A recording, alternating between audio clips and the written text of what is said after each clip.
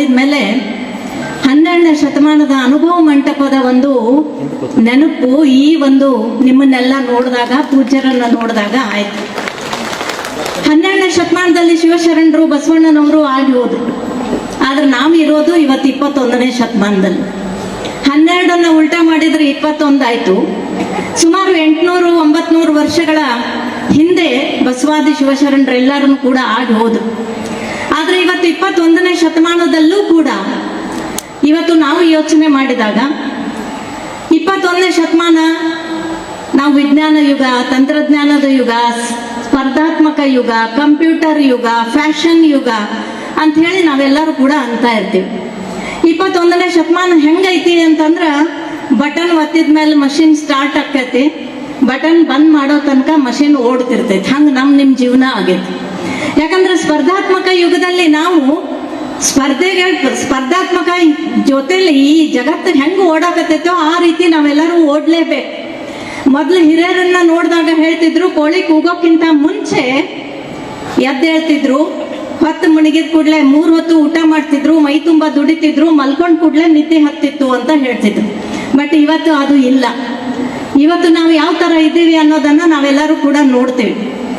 ಹಾಗಾಗಿ ಇವತ್ತು ನಾನು ಬಹಳಷ್ಟು, ಎಲ್ಲರೂ ನೀವು ನನಗಿಂತ ವಿದ್ವಾಂಸರಿದ್ದೀರಿ, ನನಗಿಂತ ತಿಳಿದವರಿದ್ದೀರಿ. ಆದ್ರೆ ಇವತ್ತು ನಾನು, ಅಣ್ಣ ಸಾಹೇಬರು, ನಮ್ಮ ಜೀವನದಲ್ಲಿ ನಾವು ಯಾವುದೇ ಕೆಲಸಗಳನ್ನ ಮಾಡ್ಬೇಕಾದ್ರೆ ರಾಜಕೀಯದಲ್ಲಿ ಇದ್ದಾಗ್ಲೂ ಕೂಡ ಮುಂದೆ ಗುರಿಯನ್ನ ಇಟ್ಕೊಂಡಿರ್ತೀವಿ, ಹಿಂದೆ ಪೂಜ್ಯರ ಆಶೀರ್ವಾದವನ್ನ ಪಡ್ಕೋತೀವಿ ಮತ್ತು ಹೆಜ್ಜೆ ಹೆಜ್ಜೆಗೂ ಬಸವಣ್ಣನವರ ವಚನಗಳ ಆಧಾರದ ಮೇಲೆ ಜೀವನವನ್ನ ಸಾಗಿಸ್ತೀವಿ ಅನ್ನೋದನ್ನ ಹೇಳೋದಕ್ಕೆ ಬಯಸ್ತಾ ಇದೆ.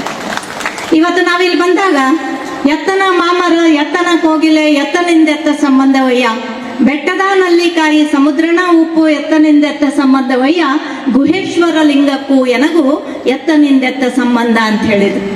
ನೋಡ್ರಿ, ಅಲ್ಲಂ ಪ್ರಭುಗಳು ಎಷ್ಟು ಚಂದ ಹೇಳಿರ್ಬೋದು. ಎತ್ತನ ಮಾಮರ, ಎಲ್ಲೋ ಹುಟ್ಟಿದಂತ ಮಾವಿನ ಗಿಡ, ಎತ್ತನ ಕೋಗಿಲೆ, ಎಲ್ಲೋ ಹುಟ್ಟಿ ಬೆಳೆದಂತ ಕೋಗಿಲೆ. ವಸಂತ ಋತುವಿನಲ್ಲಿ ಆ ಕೋಗಿಲೆ ಮಾವಿನ ಚಿಗುರನ್ನು ಹುಡುಕಾಡ್ಕೊಂಡು ಬರ್ತದ. ಆ ಚಿಗುರನ್ನ ತಿಂದು ಕುಹು ಕುಹು ಅಂತ ಸುಂದರವಾದಂತ ಹಾಡನ್ನ ಹೇಳ್ತದ. ಏನು ಸಂಬಂಧ ಅದನ್ನು ಗೊತ್ತಿಲ್ಲ. ಆದ್ರ ಗುಡ್ಡದ ಮೇಲೆ ನಾವೆಲ್ಲರೂ ಹೇಳ್ತೀವಿ ಗುಡ್ಡದ ನಲ್ಲಿಕಾಯಿ ಅಂತ ಹೇಳಿ. ಎಲ್ಲೋ ಬೆಟ್ಟದ ಮೇಲೆ ಹುಟ್ಟಿದಂತ ನಲ್ಲಿಕಾಯಿ, ಈಗ ಅದ್ರ ಸೀಸನ್ ಅದ ನೋಡ್ರಿ. ಈಗ ನಿಮಗೆ ನಲ್ಲಿಕಾಯಿ ತಿನ್ನಕ್ ಕೊಟ್ರೆ ನೀವು ಹಂಗ ತಿಂತೀರಿ? ಒಂದ್ ಸ್ವಲ್ಪ ಉಪ್ಪಿದ್ರೆ ಕೊಡ್ರಿ ಅಂತೀರಿ. ಯಾಕಂದ್ರೆ ನಲ್ಲಿಕಾಯಿ ಉಪ್ಪಿನ ಜೊತೆ ತಿಂದಾಗ ಏನ್ ಸ್ವಾದ ಇರ್ತದ, ಏನ್ ರುಚಿ ಇರ್ತದ, ಅದು ಬರೀ ಉಪ್ಪು ತಿಂದ್ರು ಸಿಗಂಗಿಲ್ಲ, ಬರೀ ನೆಲ್ಲಿಕಾಯಿ ತಿಂದ್ರು ಸಿಗಂಗಿಲ್ಲ. ಅದಕ್ಕೆ ಹೇಳಿದ್ರು, ಯಾವುದೋ ಬೆಟ್ಟದ ಮೇಲೆ ಹುಟ್ಟಿದಂತಹ ನಲ್ಲಿಕಾಯಿ, ಸಮುದ್ರದಲ್ಲಿ ಹುಟ್ಟಿದಂತ ಉಪ್ಪು, ಏನು ಸಂಬಂಧ ಅದನ್ನೋ ಗೊತ್ತಿಲ್ಲ. ಬಟ್ ಉಪ್ಪಿನ ಜೊತೆ ನಲ್ಲಿಕಾಯಿ ತಿಂದಾಗ ಏನು ಆನಂದ ಸಿಗ್ತದೋ.